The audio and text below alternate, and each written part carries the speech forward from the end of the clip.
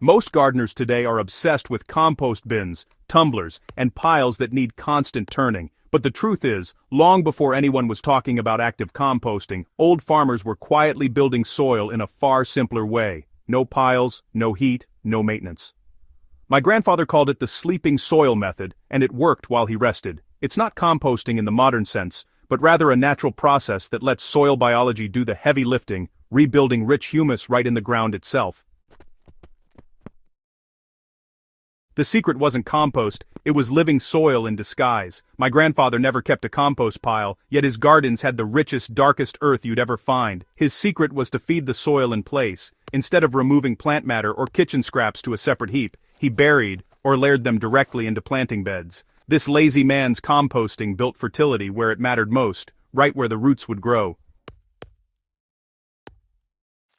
When organic matter is buried or layered thinly into the soil, the microbes and earthworms start breaking it down in situ. The difference from composting is subtle but powerful. Composting happens above the soil, driven by oxygen and heat. The sleeping soil method happens beneath the surface, driven by moisture and biology. It doesn't get hot, but it never fails to enrich the ground. This direct feeding approach created what soil scientists call anaerobic micropockets that alternate with oxygen zones.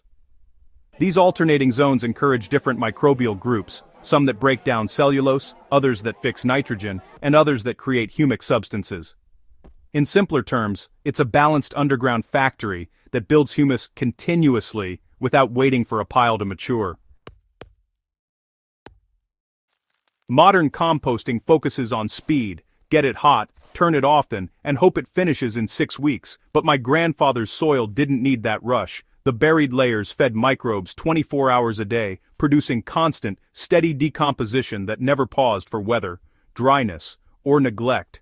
The real secret is that in-soil decomposition locks in nutrients rather than letting them gas off. Compost piles lose nitrogen as ammonia when they heat up. Buried organics keep it in the ground, trapped where roots can absorb it later. Worms too are far more active in this setup. As the buried material softens, worms pull it deeper, mixing it into the subsoil. Within weeks the texture changes. Clay loosens, sand firms, and compacted beds come alive with pores. In many ways, this system is nature's compost pile, except you never have to lift a shovel to turn it. So, a controlled comparison was done in one of our side plots last season.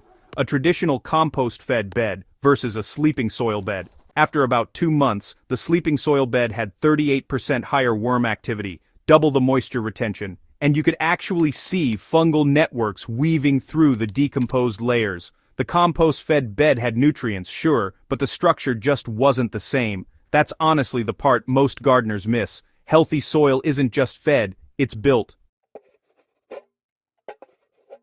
To apply this, you can choose any existing bed pot or even a patch of bare ground. Start off by loosening the top 10 to 15 centimeters. You don't need to dig deep trenches, just enough to blend the surface material with the soil. The key here is layering. Begin with a thin layer of kitchen scraps, wilted greens, or soft garden waste, about 3 centimeters thick. Then, add a dry carbon layer, like shredded leaves paper or straw, of similar thickness. Finally, cover everything with about 5 centimeters of soil. The correct ratio is roughly 1 part green waste to 1 part brown material, followed by a slightly thicker soil blanket. This helps make sure decomposition happens at just the right speed, not too fast, not too slow. Water lightly to create a damp environment, then just let it be. No turning, no flipping. Within 2 weeks, you'll feel warmth when you dig your hand in, and by a month or so the layers begin transforming into soft humus. Repeat this process whenever you have fresh material. In time, your garden will develop its own digestion rhythm, earthworms and microbes constantly cycling new inputs underground. In larger gardens, you can dedicate certain rows as feeding rows each season. While one row grows crops, the next is quietly regenerating. When you rotate, the new planting area will be fertile and fluffy without adding a single bag of compost. Under the soil surface, every scrap becomes fuel for a different kind of life. Sugars in green waste feed bacteria first, cellulose and lignin in the brown layer feed fungi later. As these organisms thrive, they secrete polysaccharides that glue soil particles into stable crumbs, the texture we call friable earth. Worms follow the scent of decay, dragging surface material deeper and leaving behind castings that are richer than any compost you can buy. Because the soil stays covered and moist, decomposition continues day and night. Even during the cold months, activity persists, just a bit slower. It's why my grandfather's soil always smelled earthy and alive, even in winter. This natural layering also buffers pH, balances mineral availability, and suppresses pathogens that thrive in bare, disturbed soils. Over time, it doesn't just feed plants, it repairs the land itself. Once your first layers have decomposed, you'll notice the surface sinking slightly. That's your cue to add new material. You can repeat this every month or so, or after every harvest. Always keep a thin blanket of straw, dried grass, or paper mulch on top to protect the biological layer below. This prevents nutrient loss and keeps soil life working through every season. If you want to supercharge results, drench each layer with diluted compost tea or a weak molasses water mix at a 1:20 ratio. That gives microbes an energy boost, jump-starting activity without introducing any synthetic inputs. Within a single growing season, you'll have a dark, soft soil that smells sweet and holds moisture effortlessly.